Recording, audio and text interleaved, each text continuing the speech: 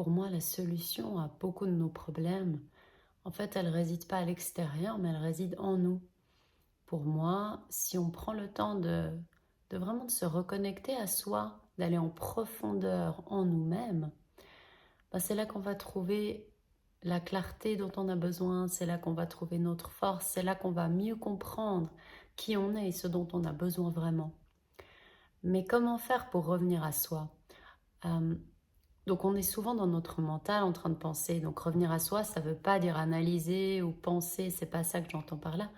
Revenir à soi, c'est vraiment revenir à qui on est plus profondément que le mental. Donc la meilleure porte d'accès pour ça, c'est notre corps, parce que notre corps, il est là, on peut le sentir, il est ancré, il est incarné. Donc si on ramène notre attention dans notre corps, si on sent notre corps, mais plus on va garder l'attention là, plus on va ralentir nos pensées, plus on va laisser un vide se créer entre les pensées, plus on va accéder à notre profondeur. En fait, c'est ça que j'entends par la profondeur, c'est vraiment qui on est au-delà de cet espace mental qui pense, qui contrôle, qui analyse. C'est vraiment ralentir, changer de rythme. Et là, il y a autre chose qui émerge de quand on crée du vide, de l'espace, il y a autre chose qui émerge de plus profond.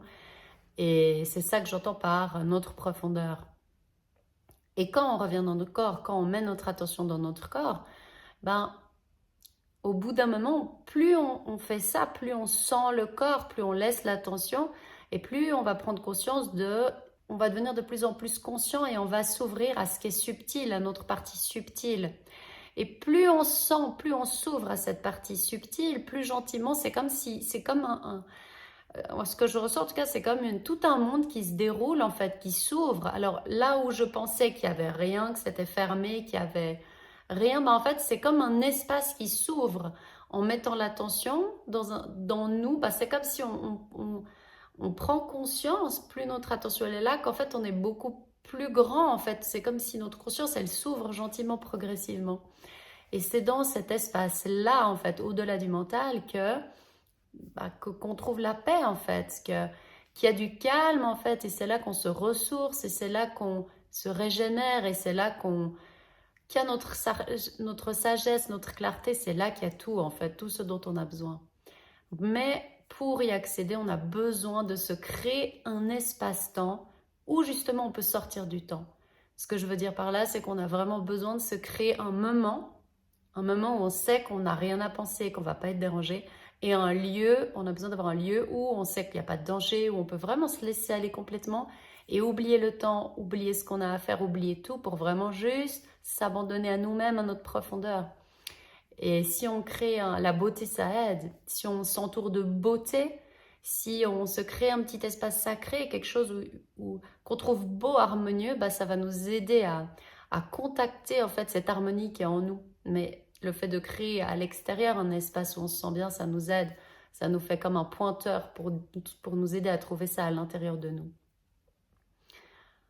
Donc si tu aspires à ça, si tu aspires à plus de paix intérieure, ce que je te recommande, c'est de créer des moments comme ça pour toi, des moments sacrés où tu ralentis, où tu te connectes plus en profondeur à toi-même.